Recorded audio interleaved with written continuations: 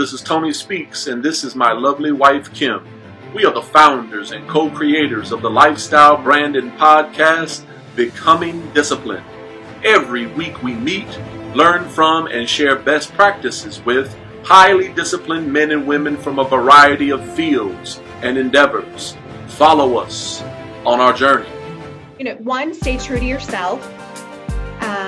Learn about the people around you and take nuggets from everyone you cross paths with, whether that is a negative experience that you're learning from or whether that's a positive experience.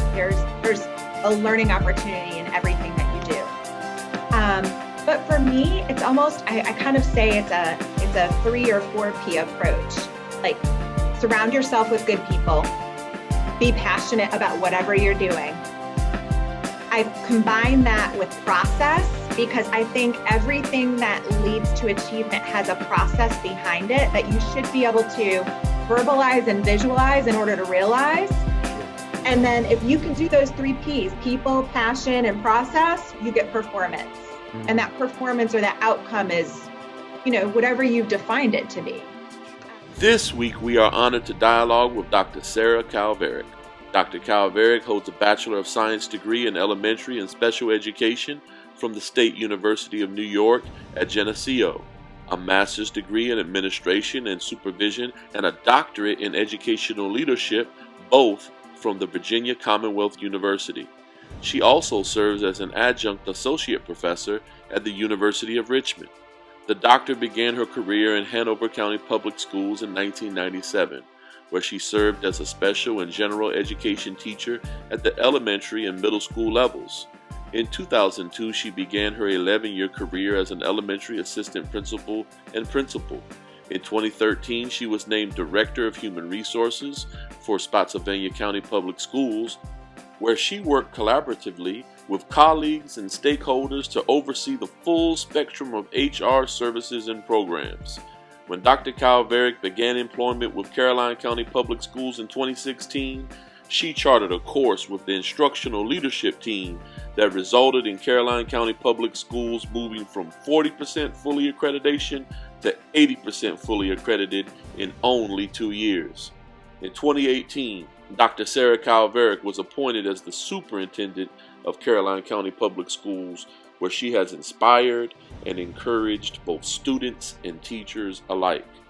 Sarah Mallette Calveric has the work ethic of Kobe Bryant, the communication skills of Oprah Winfrey, and the warmth and empathy of a mom who cares about her teachers and students in a personal way. But most importantly, this week, Dr. Sarah Calveric, the super, is on Becoming Disciplined.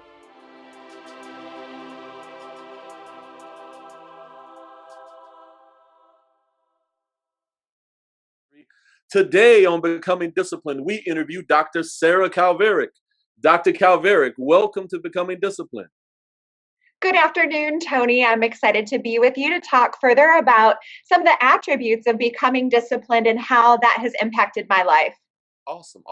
Now, we're honored to have you, and I can tell my audience, this is a very special interview for me because I have worked with Marines, I've worked with NCIS, I've worked with Special Forces and the highest of high performers, the elite of the elite, and I also had the opportunity to observe Dr. Calveric's work for over a year. And Dr. Calveric, you are one of the most disciplined people that I have ever witnessed in person. You are truly a Navy SEAL of educators, so I'm really honored to have you on the show today. Thank you. You've filled my bucket for the day or added to my emotional bank account. Those deposits are meaningful. And I think that you failed to say how we worked collaboratively during that year to get the goodness of Caroline County Public Schools out to the community. And it really is a collective effort. So my kudos back at you in terms of your discipline with communication of school occurrences. Okay, well, thank you so much. And I'll just say that, it's really an honor. And the only challenge I can find with this show is the most disciplined people are also very disciplined with their time. So to get the most disciplined people, it's hard to get them for an hour. So I want to definitely respect your time. But doctor, before we hear about your current endeavors, it would benefit our audience to understand your context. Context is everything. Where did you grow up and what was your childhood like? It's interesting in receiving some of your questions in advance. It really caused me to pause and reflect about my own personal journey. I think that everyone has a story to share or a personal narrative, and how you see the world is really created by those experiences and the exposure that you have. And I am the first to say that in looking back on my upbringing, one, I was extremely blessed. My household was very supportive. I came from a family that had a working father and initially a stay at home mother who transitioned after having three children into the workforce. I grew up in very northern New York on the St. Lawrence River until about fourth grade in a small town called Thousand Islands. Very beautiful, but extremely cold. And as Mm. if that wasn't cold enough, we then relocated to follow my father's professional career to Buffalo, New York. And I really attribute my upbringing and my formative years to my time in the Buffalo area. But Mm. Tony, I say something, and this is not intended to sound fancy or to be anything flashy, but I grew up on an island in the middle of the Niagara River called Grand Island, and there were about 20,000 people.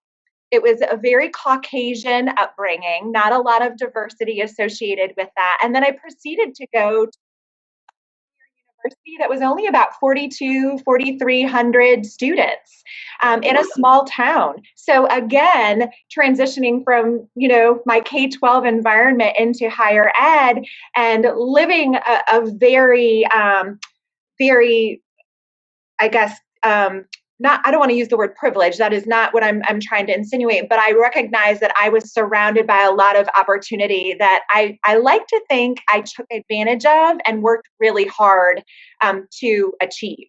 Wow, wow. That's I would never have known that you grew up in an environment, because you seem very open to other, you seem like you work really hard at, being open to everyone. So I would never have known that you grew up in an environment like that. That's Thank you. That's a great compliment. I love hearing that because I think cultural competence is a continuum, sure. and I recognize, and nor should anyone ever arrive. If you've arrived in cultural competence, I think that means that you've shut your learning down. But I think that that is a continuous, lifelong journey that we're all on, and I'm proud to say that every division I've worked in after graduating has really helped me grow and recognize where maybe some potential blind spots or just some innate matters I had because of my upbringing. So it's all about a growth.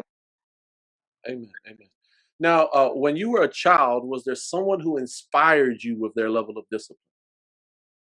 I would have to say that my mother and father have been and continue to be really instrumental for two very distinct reasons. My father was the professional in our house in relation to a career path. And he was always extremely driven. He would work very long hours and he would come home and he would tell us tales about new experiences he had or just professional opportunities that added to his toolbox. And so, as the youngest of three children, I remember processing that and putting those experiences in my back pocket of this was a success he had and how can I replicate that versus here was a pitfall and how can I avoid that. And then I had the luxury of watching my brother and sister, who are 6 and 7 years older than me, make college decisions and life choices, and to also learn from their successes and less than desirable outcomes. So I really think that my dad instilled a tremendous work ethic. And my mom was and is a tremendous nurturer, and her ability to operate a household and to navigate three children's social calendars and athletics and different organizations that we were associated with was an art form. And so I think that helps me develop any level of balance that I've tried to strike, I think really stems from those roots. Awesome, awesome. Now, when did you know that you wanted to be an educator, and when did you fall in love with public education? So I think education found me versus me finding education. Okay. If you ask my family or my close high school friends what I thought I was going to be, it would have been a path to medicine. I really love the servant leadership and the service industry, which I think really reflects public education. But as a student, I was passionate about science and about people and wanting to potentially be an ER doctor. I like things that are ever evolving and constantly changing and problem solving. And so I was an athlete. I played volleyball and softball, and there was an opportunity that came about my senior year of high school, excuse me, my junior year, that would impact my senior choices. And that was a regional interview where we could ultimately achieve an internship our senior year.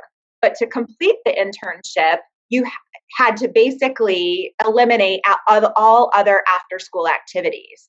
And so I had made the choice that I wasn't going to be the next best softball player recruited at the college level. And I gave up my senior year of softball. And I went into an internship in a local emergency room. And at the time, this was, goodness, probably 1992, 1993. I graduated in 93 from high school. And every physician in that ER, Tony, was a male. Oh, wow. And so I wasn't astute enough to recognize the gender dynamic, and nor were my parents guiding me as this transpired. But every doctor I spoke to was very open to having conversation with me, but almost all conversations resulted in, do you want to have a family? And my answer was an immediate yes. And they said, well, this is not the career path for you. We are never home. Wow. So I started to kind of stew over that and realized, maybe I should look at an alternate arm of the medical field. And so I switched my internship at the semester mark, and I went into physical therapy. And I always joke that I'm a girl that loves to mow the lawn, right? You get immediate feedback. I like to paint a room. It instantly looks better. Right. That is not the world of physical therapy. Physical therapy is slow and methodical and patient and progress over time. And that, to me, wasn't filling my bucket. So I then decided, the things I like about medicine also parallel the fact that I was a babysitter. I was a day camp director for a YMCA day camp. I was a nanny. And so I like the change that occurs with working with kids. I like the servant leadership, the people aspect, and that is truly how I ended up in education. So I say education found me because I think it was a purposeful process of elimination. And then, of course, God has a plan. So. Amen, amen, amen. Now, do you ever miss the classroom? Does that bother you not being able to be in the classroom regularly? Every single day. And Okay. so I really pride myself in being visible.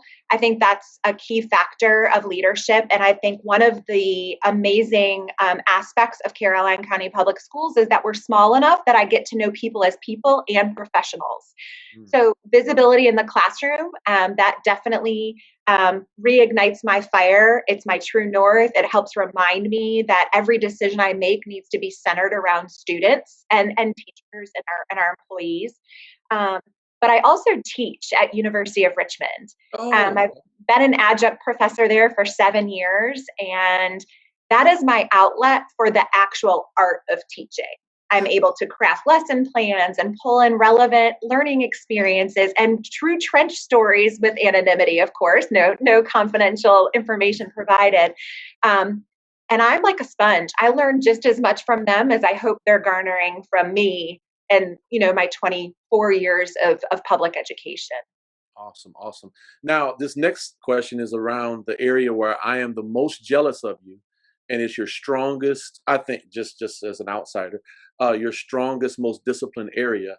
And the question is, were you always a skilled orator in high school? Because, and let me just tell the audience, I've seen Dr. Calveric speak to broad audiences for, have to give speeches that are both extemporaneous and then also planned.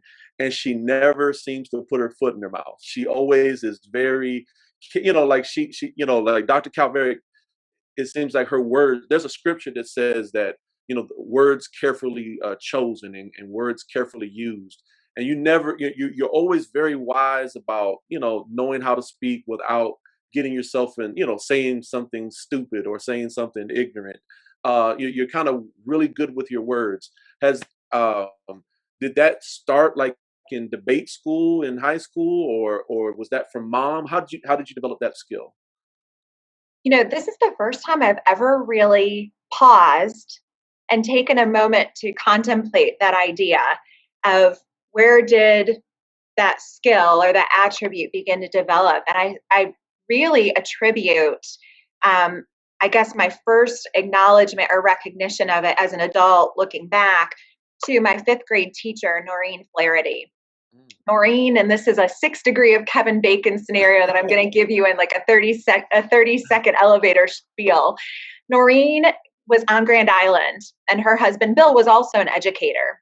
And she was an educator who was so stellar, far beyond the time period, in that she was really doing project-based learning and using Bloom's taxonomy, which is a technical word for educators that has like not a hierarchy, but a leveled system of verbs, meaning you're gonna apply, you're gonna analyze, you're going to create. So all of these action-oriented tasks that go along with learning. And I happened to be blessed by being in her classroom, and she had each of us choose a passion area, of which I chose being a physician. And then we were to craft these large scale year-long projects. And I remember a culminating activity that had me crafting a series of interview questions and going to University of Buffalo, UB, and interviewing a medical professor. And I think back to the excitement that I felt rather than the anxiety and nerves that typically a student in fifth grade, you're 10 or 11, would likely feel, and just how energized and prepared I felt. And I think that has really been one of kind of the fundamental bricks and mortar of my career, is that, failing to prepare is preparing to fail. And when I go into a scenario where I know I'll be tasked with speaking on a specific topic, I do my homework. When I'm interviewing, whether it was for my first job at Fantasy Island, which is an amusement park, I talked myself through what types of questions are they going to ask?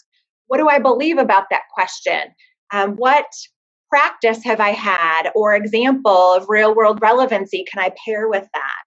And so I have that self-talk that I think I really recognized in that fifth grade experience with Noreen Flaherty, who I need to circle back and share, moved from Buffalo. It was her last fifth grade class. She moved to Richmond, Virginia. Oh, wow. And when I got hired as a first-year teacher in Hanover, I walked into Hanover's central office. Her husband was working there and walked me out to her classroom. Oh my Talk goodness. about full circle moment. She looked at me and knew who I was, but could not remember my name. It was 10, 15 years later. Wow, small world, Yes. small world. Yes. Now I think this next question, even though I admire your public speaking, this next question might be the most valuable question I can ask you. When I was a kid, I tested well, in elementary school, but then I hit junior high, and no one really sat me down and gave me good study habits and good structure. So eventually, parents were bragging on me when I was younger, but then junior high hit, and then eventually the poor study habits caught up with me.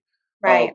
You have a doctorate, and I just want, and you've also been a lifelong educator. What advice can you give to our audience about how, if we have a 13-year-old, a 12-year-old, a 10-year-old, how can we help them develop good study habits? And what advice do you have for those parents that are trying to help their children be structured enough so that they can go on and do well in college? So I think I would like to start by talking about my belief and the school division's belief in being 3E ready, and what that motto has meant to Caroline County Public Schools and a rural community. That is experiencing some growth and likely will in the coming years.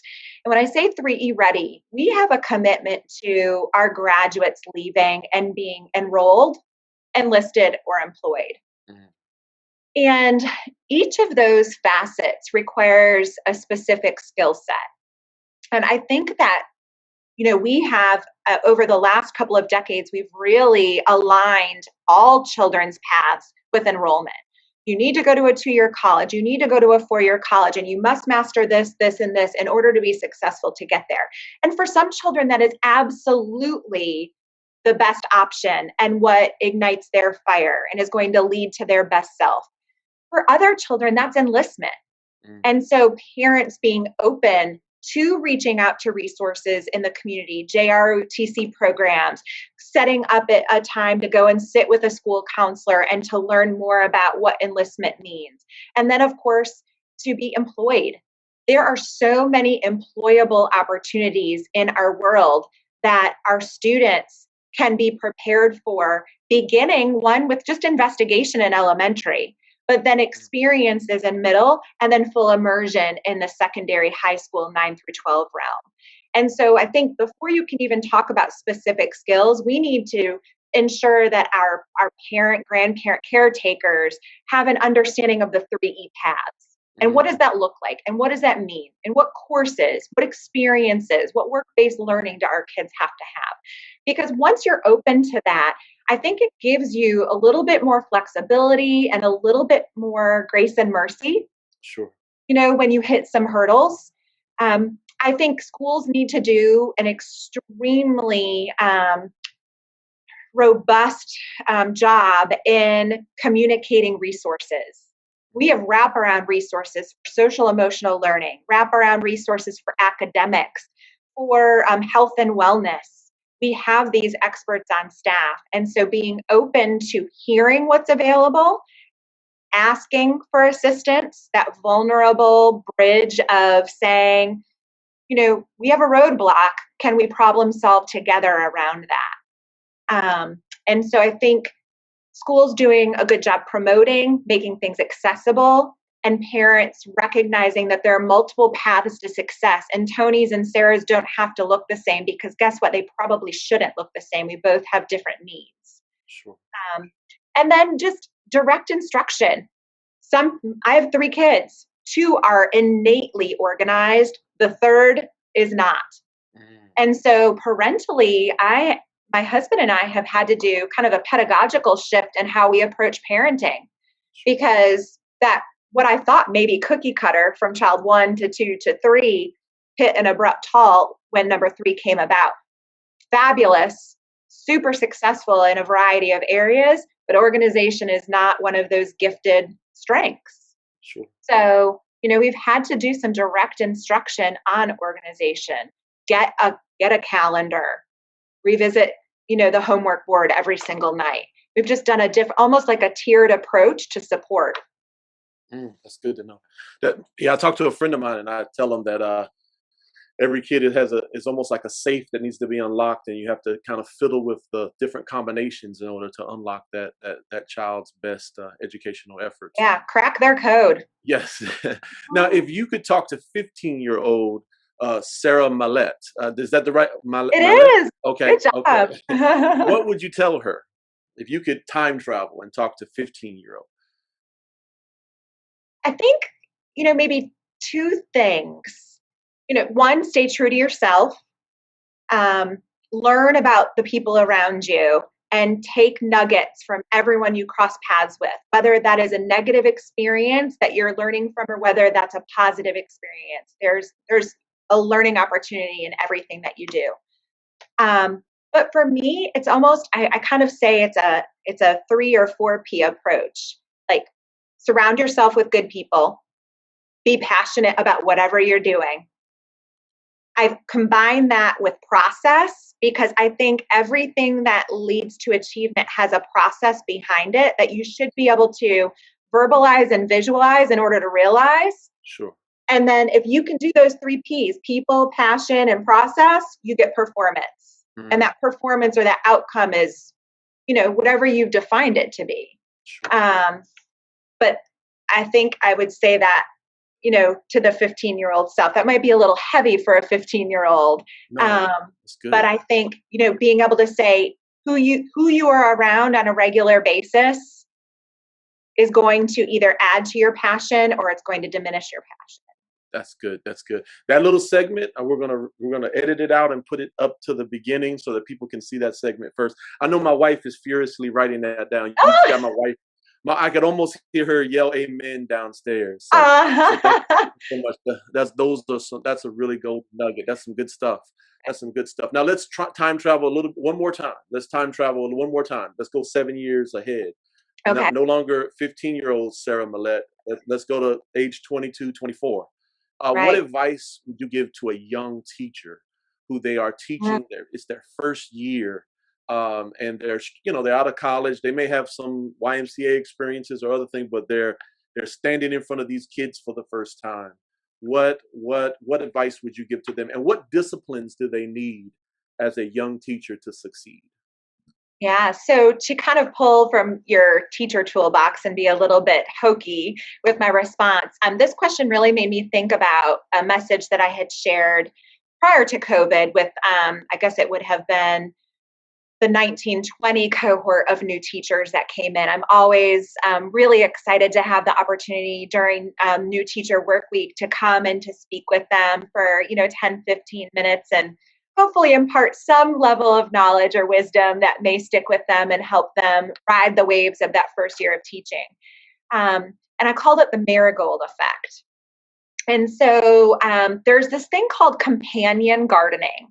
And I don't know if you're a gardener. I love gardening, but I do not have a green thumb. I think it's very cathartic and therapeutic. I like, being in the dirt, but I'm not great at it. But it's something that I've learned about in relation to complementary to each other. So if you are a gardener, you may know that marigolds are a superb plant. When you plant them, vegetables and other flowers will blossom. What you do not want to do is begin planting near a walnut tree, because whether you knew it or not, a walnut tree is toxic. And so not only does it give off an odor that is less than desirable, but it also will emit like poisonous gases and things that are harmful to the things around it. So I gave the year I shared kind of this story with the new teachers. I had my partner in crime, my admin assistant, who keeps me, from dropping all those balls that I'm juggling in the air. She helped me create pens, and it sounds really, it's a teacher hokiness in me, but pens. And at the end there was a marigold, and I passed every teacher a pen with a marigold on the end, and I said, you must surround yourself with marigolds. As a first year teacher, you are in at times survival, celebration, and also you need to know who you can trust and rely on during those challenging times. And marigolds are the people that are walking in your building and are champions and cheerleaders of education that can take a negative situation and turn it into a learning experience and help support during challenging times. Now, having said that, you also, unfortunately, in every profession, have walnuts. Sure. And so as a new teacher, you need to be conscious of who are you spending your time with? Are they lifting you up? Are they raising you up? Are they supporting you? Because if you find that right companion gardening technique, marigolds, then you will have the energy and you will have the motivation to push through that first year. And they will provide you with those logistical details and those academic areas of expertise that you're still learning while your soul is being nurtured. You have to care for self first. If you care for self first by surrounding yourself with marigolds, then you're going to blossom and flourish in academics and teaching technique. That's good. That's good. I'm a Baptist preacher, so I will attribute you the first time I use that example. But after the second or third time, I'm just going to claim it as my own. Okay, I'm Well, sorry. and like good educators, I stole it from someone else. I think it's Jennifer Gonzalez. So if you look it Jennifer up, Gonzalez. Jennifer Gonzalez, and the whole narrative's there, so you can steal as much as you want. That is awesome. That is awesome. That's a great analogy. A great analogy. Now, I saw a meme that reminded me of this next question. It said, "Be the administrator that you needed as a teacher." Okay. And so my question is, when did you know it was time to move from the teaching side to the administration side? Sure. I think I've always been a strategic thinker. I like understanding the organizational mindset and how each puzzle piece fits together. Mm. And so I think, to talk about the transition from teacher to principal and principal to maybe central office, each of those time periods, I felt that I either had acquired a new skill set that I think could potentially have a greater impact on a larger audience than I currently was working with, or I felt that we all have natural strengths that we try to impart on those we work with. And after having been a principal for 9 years at one building, it's one of those things where you start walking by the same classrooms and the same hangings in the hallway, and you start to not see them anymore because they're so familiar. Right. And not that there's a level of complacency there, but you almost start seeing it, I'm ready for my next learning experience, and the people around me have grown. We've grown together as much as possible, and we're both ready for the next opportunity for growth. And so specifically when I was a principal, I felt I had finished my doctorate. I had a large network of new learning.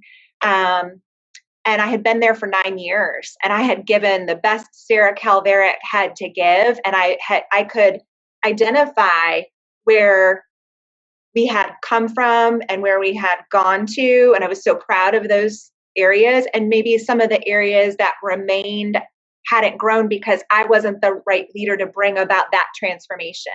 Like maybe I could do a single transaction in that area, but I couldn't get us from transactional to transformational.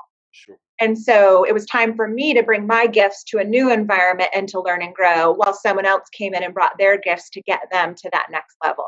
Sure. I also I say this might not come across as polished, but I'm also not a job chaser. I'm not one that is, I do like to say that I'm never satisfied. Like personally, I always like to keep pushing myself to learn more. But I'm not one that needs the title that comes along with it. I like the challenge and the work and the colleagues. So I cried like a baby when I left my principalship. I loved that work. But then I loved being a director of HR, and I loved being an assistant soup. And if you asked me, and you may have, Tony, if I wanted to be a soup, I would have said no. I don't think I desire being a superintendent. But now I'm equally as passionate about what I'm doing now than I've done in each of those other positions. Sure. Well, that's a great segue. You manage, for those from my audience who may not know you, you manage a large educational workforce in a rural county. You work easily, at least the year that I covered you, you worked easily 60 hours a week, at least when I covered the county. What organizational disciplines do you recommend for new executives taking over similar roles? Leadership, I think, is a lifestyle. It's not a job. It's not a 9-to-5 job, and that's not diminishing any other career path, but you have to immerse yourself in an educational organization to reap the fruits of your labor that you're hoping to aspire to.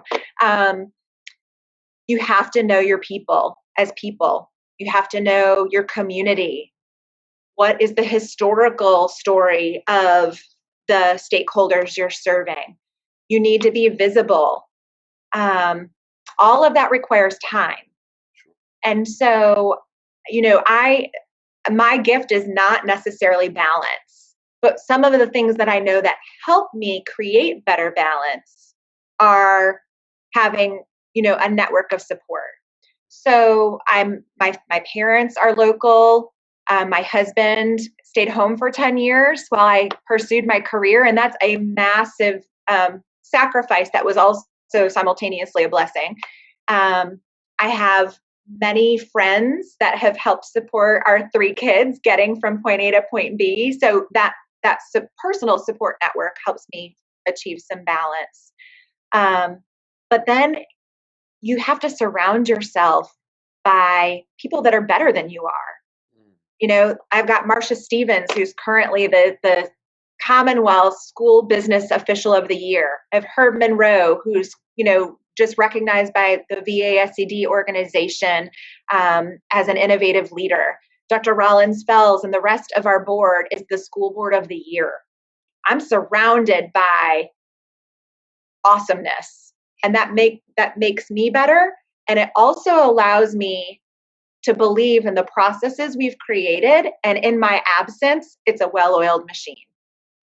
Awesome. That there's capacity building, there's communication, and all of those things allow you to be out of the visibility scenario for a moment in time, and we don't miss a beat. So balance, if you ask my husband, he'd probably say no way. But I think those structures, those intentional, structures help me and would help another leader coming in. But leadership's a lifestyle. Sure. Now, with that exhausting schedule, I've seen a lot of executives, like you see I study the presidency. So you see people go into office and they look young, and then they leave office and they look terrible. And I've seen the same thing in the corporate world. And I've seen the same thing even in the military, where a general leaves a big command and, he's not even in shape anymore. And, it can be pretty exhausting.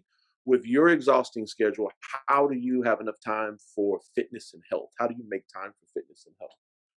It's funny. My children, I have a senior, a junior, and a 7th grader. And the other day, my son went, "Woo, Mom, you're like President Obama up here. What do you got going on?" So I readily ran up to CVS and got my $10 box of color to help myself out. But you're right. Also, typical aging is taking place. But I think for me, exercise is something I've always had an affinity for. So when it is not present in my life, I just holistically don't feel centered. So that is not something that I have to necessarily work hard to build in, because I do enjoy it. So it brings me those positive benefits. So even like, I can't tell if you can see, but if I shift myself, you'll see right here, I've got little hand weights there, and over to this corner over here, I've got a little exercise ball. Awesome. So even on the nights that I'm here for a really long time, I have my sneakers behind my desk. I throw my sneakers on. You'll see me walking out on the track, walking around campus, walking past the baseball team. Before I'm going to a board of supervisors meeting, in between, I'm not a big lunch taker. I tend to eat and work at the same time. I think many educators do. So every now and then, if I feel like, I say, when your thumb is numb, your brain is drained. And so when I feel that, I stand up and I'll get the weights out. And so I just kind of build it in. But you can't serve from an empty vessel. You just can't. You have compassion fatigue. This year we have screen fatigue. All of these things are legitimate. And so someone shared a story recently with me, and it really resonated with me. It was about 2 lumberjacks. And they said these lumberjacks both were working long hours. They worked, let's say they worked 7 a.m. to 7 p.m. Hard work, manual labor, out there in all of the elements. And the first lumberjack, everyone described him as like nose to the grind, never taking breaks. Like he was, chopping all that wood, and everyone saw him working and busy.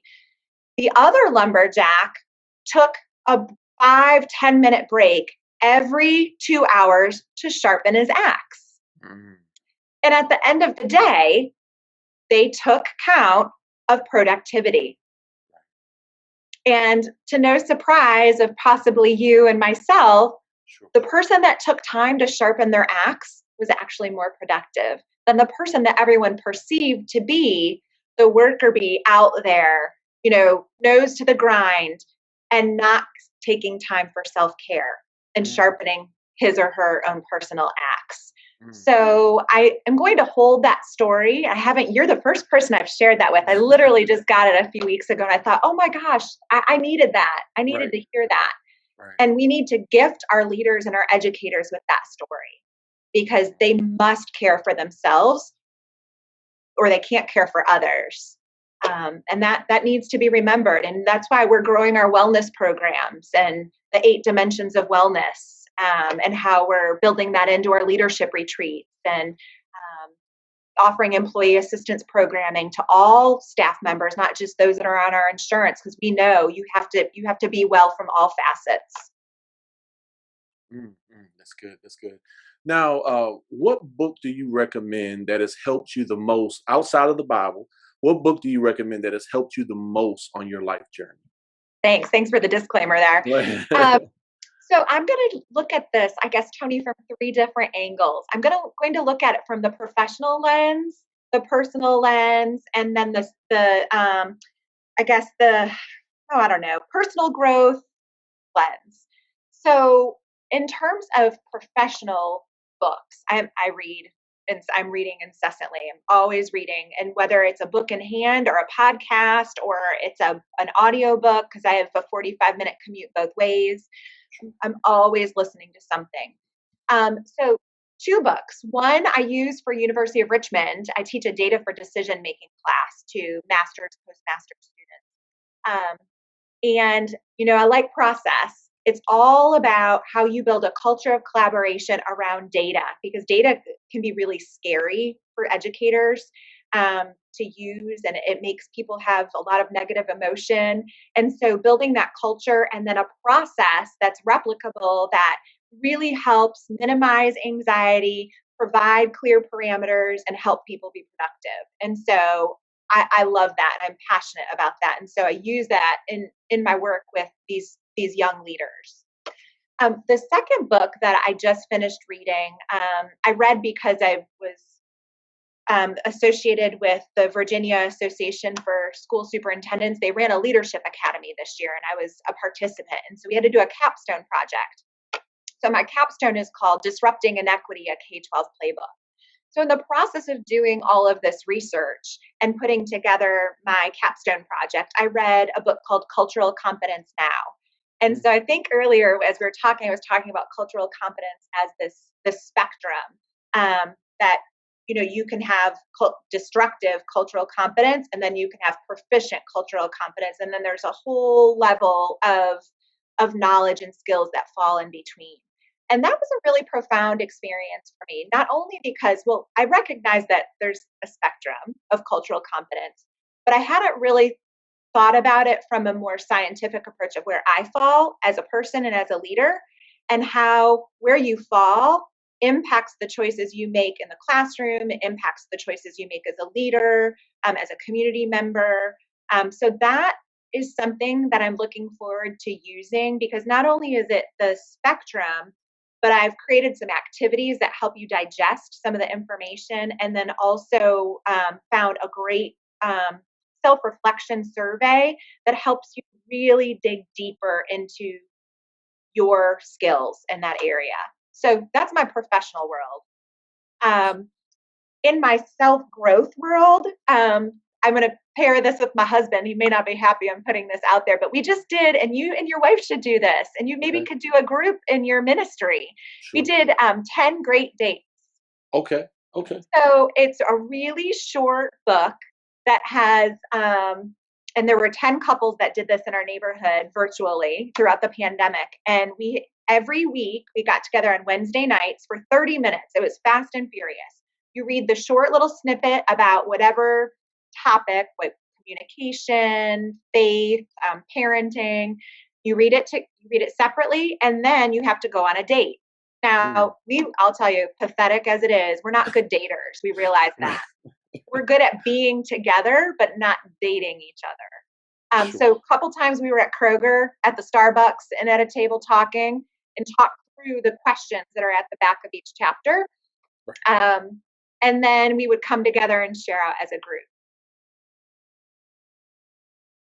That was huge because here we are in the middle of a pandemic. I'm busy, he's busy, works full time now. And so it just really, really anchored our marriage. And I'm grateful that we have a strong marriage, but it was just good reminders of why we're putting the work in. So that was my personal growth. And then just beach reads. I mean, I don't get to have guilty pleasure reading very often. So when I do, I want something light, something that's not going to challenge my morals and values. I want a beach read. So right now I am reading Between Sisters. And it's good. I'm only about 50 pages in, and ask me next month, I might only be on page 75 because I got to carve that time out. But that's kind of how I chunk my reading. Okay, well, we'll put all of those in the show notes, and we'll encourage people to buy them, and those will be our Amazon affiliate links. So everyone tuning in, when you click, you're actually helping the podcast. Awesome. So now, at Becoming Disciplined, we examine discipline or organization in the following areas: spirituality, mental discipline, physical discipline, emotional intelligence, financial discipline, time management, and home and data organization. Dr. Calveric, which of these do you consider your stronger points, and which do you believe needs some work? And most people need me to repeat it twice, so I will say it again. Spirituality, mental discipline, physical discipline, emotional intelligence, financial discipline, time management, and home and data organization. I think, and possibly you could gather this just from, our conversation thus far, I think the mental discipline and the time management and the data organization are innate to what I do on a day-to-day basis. And then it spills into the household and how I hope to run, alongside my spouse in an orderly environment that my kids can flourish in. I think just to be real with you, I think during the pandemic, my spirituality has suffered. Sure. We are Catholic and we appreciate going to mass and hearing the priest share insights with us, and then figuring out how that pertains to our week and finding those God sightings throughout the week that, help pull all of that together. And obviously with church being shut down and being virtual, I wasn't as diligent as I needed to be in filling that part of my spirit.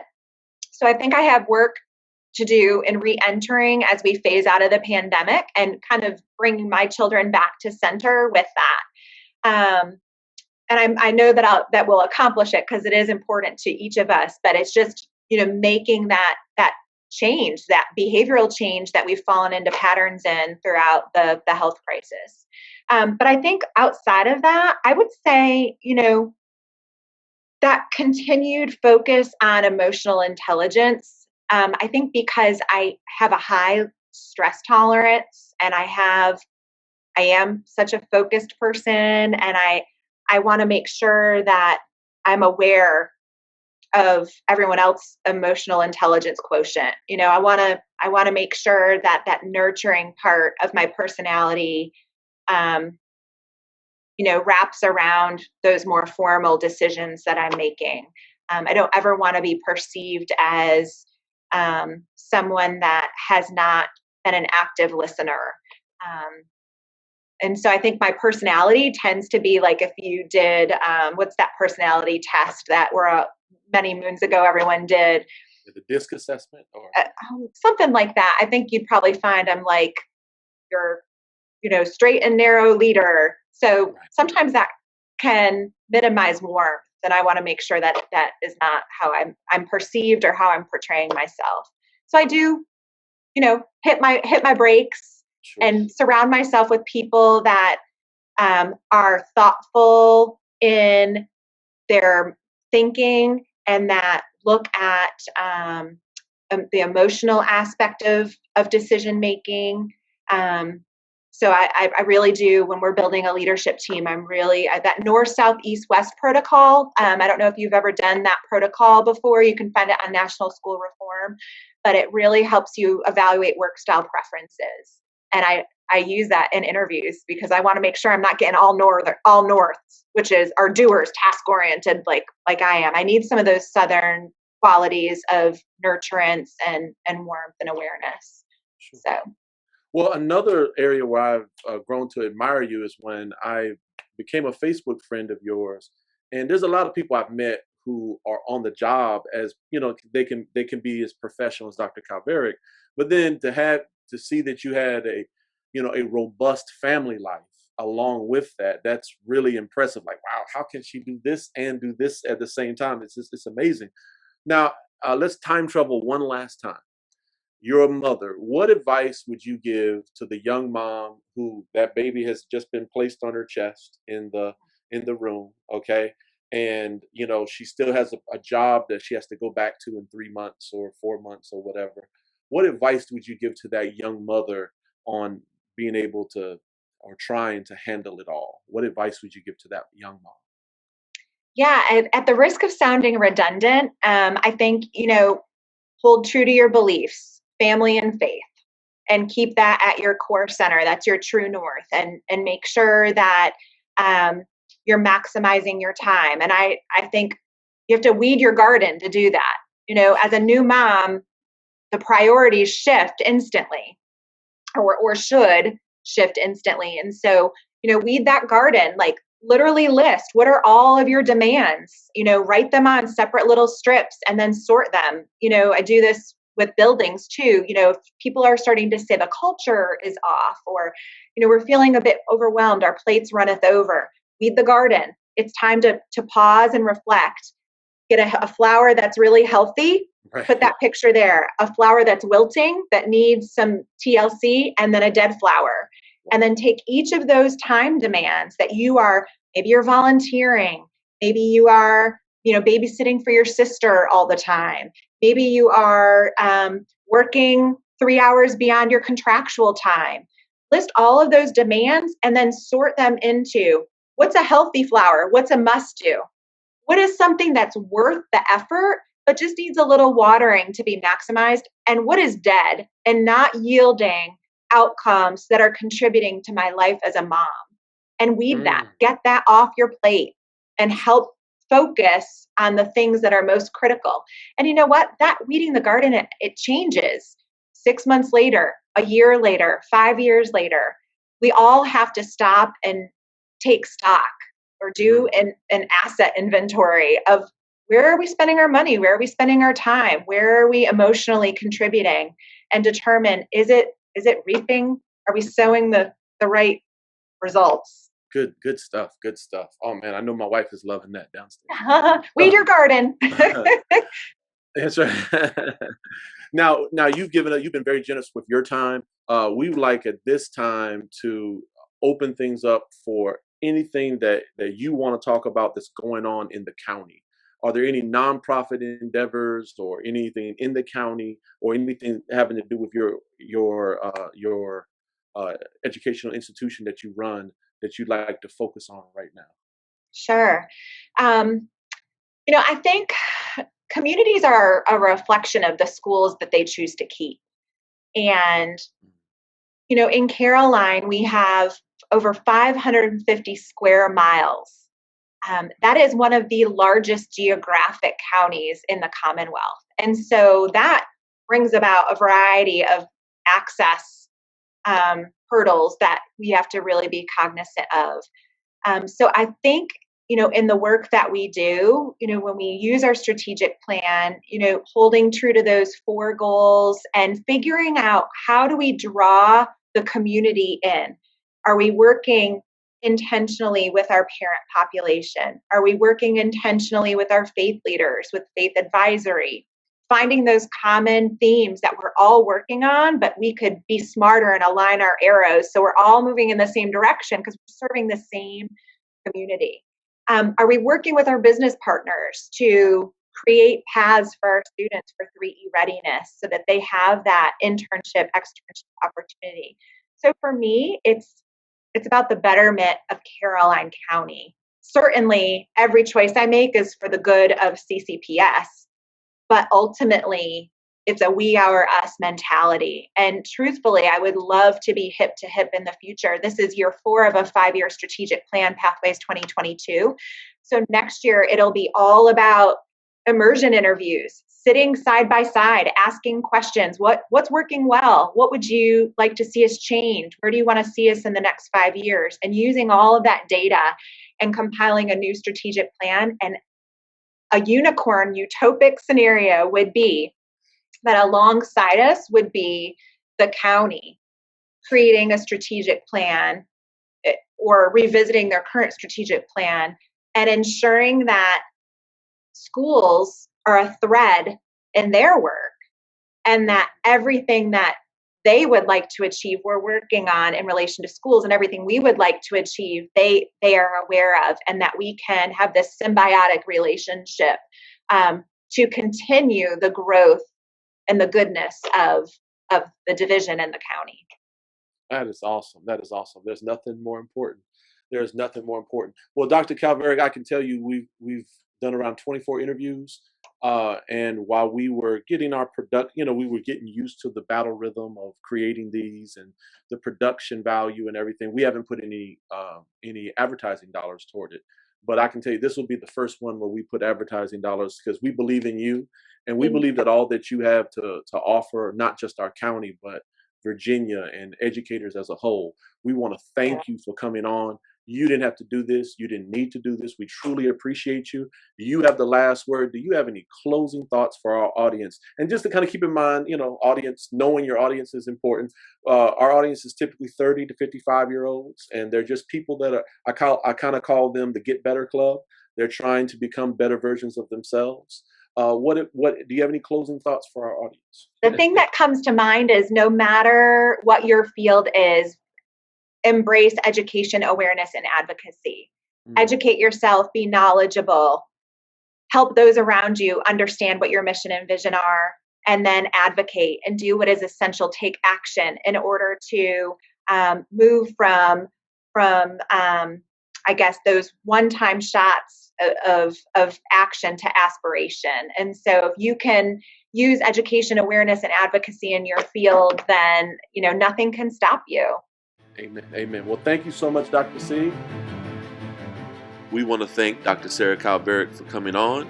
We believe that she gave us valuable content in order to help our audience become a better version of themselves.